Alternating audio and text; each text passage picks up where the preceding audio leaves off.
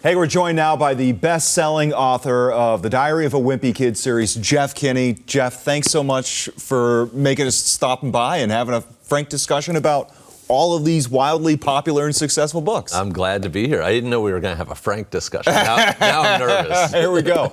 So this is number 19, Hot Mess. Yes. Without spoiling it, because I know there are going to be kids out there who want to devour this, what's going on?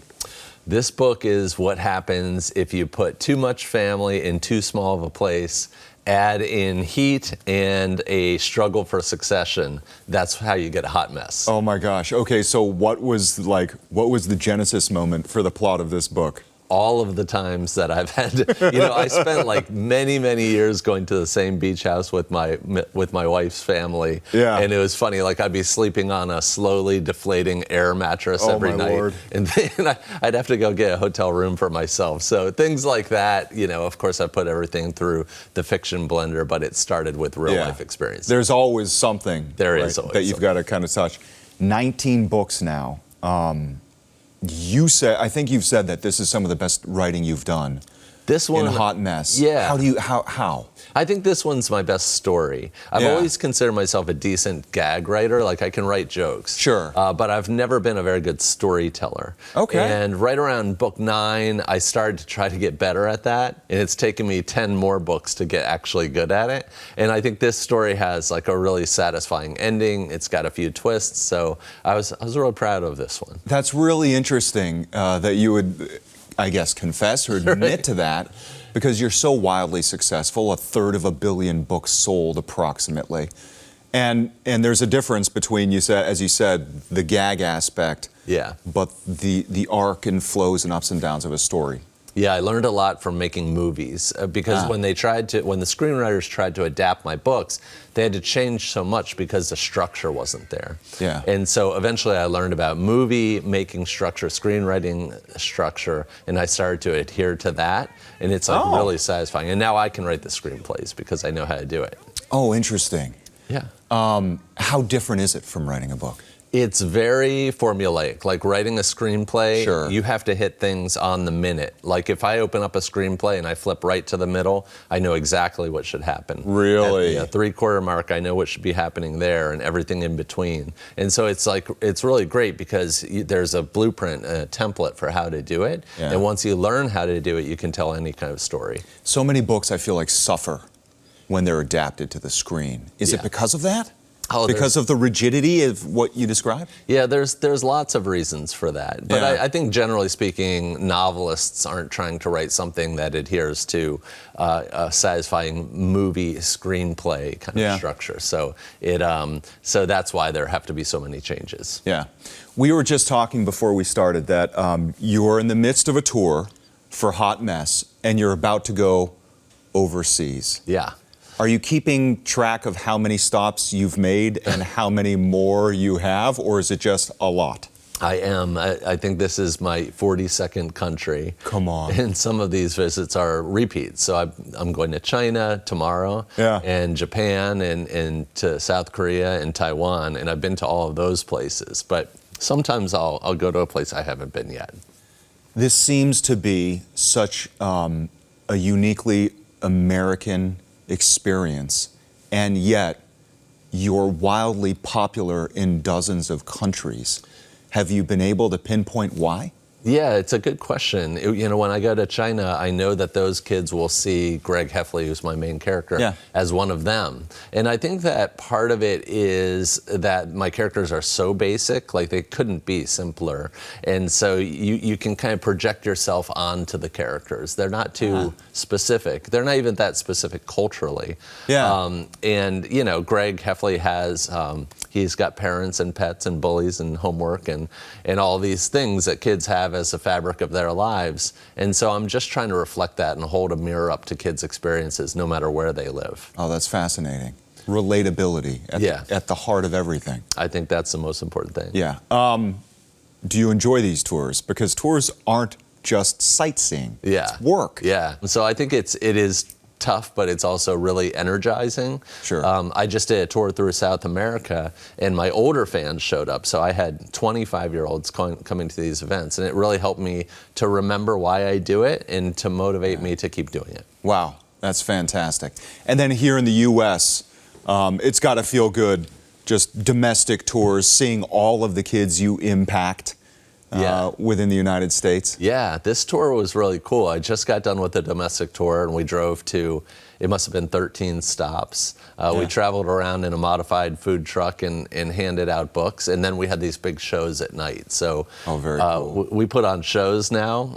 They're about an hour long, and about 1,000 people show up for each one.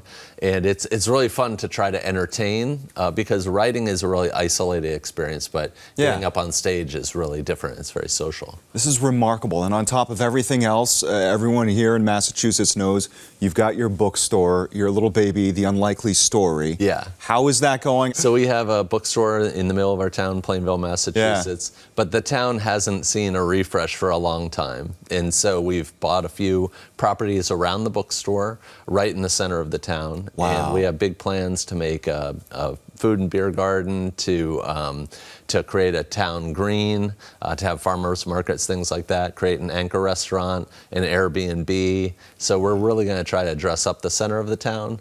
What's really exciting is that we can get any author in the world to come to An Unlikely Story. Recently we had Doris Kearns Goodwin. Wow. And a few days prior was Jason Tatum, and it just goes on and on. And so I just want to keep that flow of those authors coming through, through the bookstore, because it makes my life really interesting. Well, and it really shows your character of investing in where you live.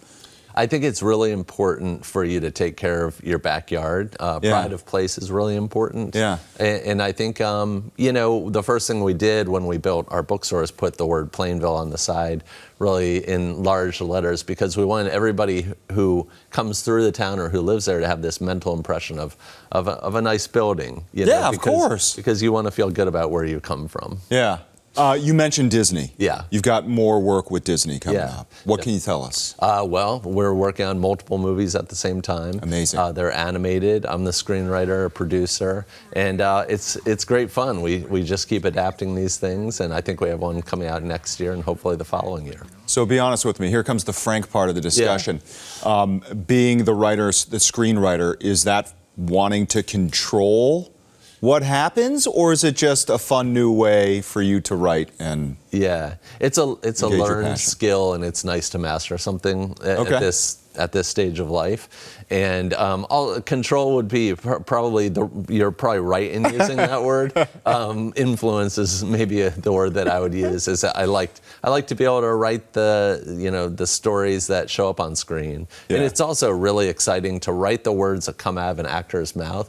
Like, for example, we had the person that was Grandpa in the Wimpy Kid, the Roger Gruel's movie, is a very famous actor, and I got to I got to write the words that came out of his mouth, and it was just like really a powerful and emboldening thing. So I like doing that. Oh, very cool. Yeah. Oh, very cool.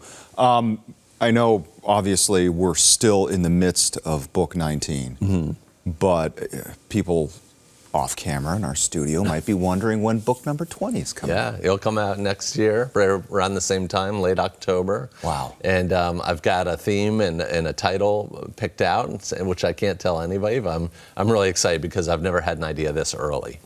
With so many books, do you recognize that, because you said this is your best story, I guess you just have to wait for that one to come out, or do you get an innate sense before it gets published that, like, oh, I might be onto something?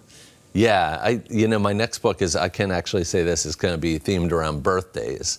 And, if you're a kid, every kid has a birthday, and they know what it means to get gifts and to have parties and things like that. And so what I try to really lean in on is the relatability aspect. Yeah. And so I was thinking, I told my wife last night, I was like, I came up with a joke, but it's a little bit wicked, but it's also kind of true, is that Greg, for example, he he invites only his like wealthy relatives to his birthday because he knows they'll come with the good gifts, or they won't show up at all. Then they'll write him a check. Right. You know, and I'm like, should I really be putting that into kids' heads? And I was like, that's how I make my money. I was going to say, well, look, it's already there. Right. Exactly. I'm just holding a mirror up to how the kid's thinking. My boys know where the getting is good. That's for sure. Yeah. Oh my gosh. What a fun conversation. Jeff Kinney, thank you so much for stopping by the WBZ studios. I appreciate it. Thank you. I appreciate it. Thanks. Yes.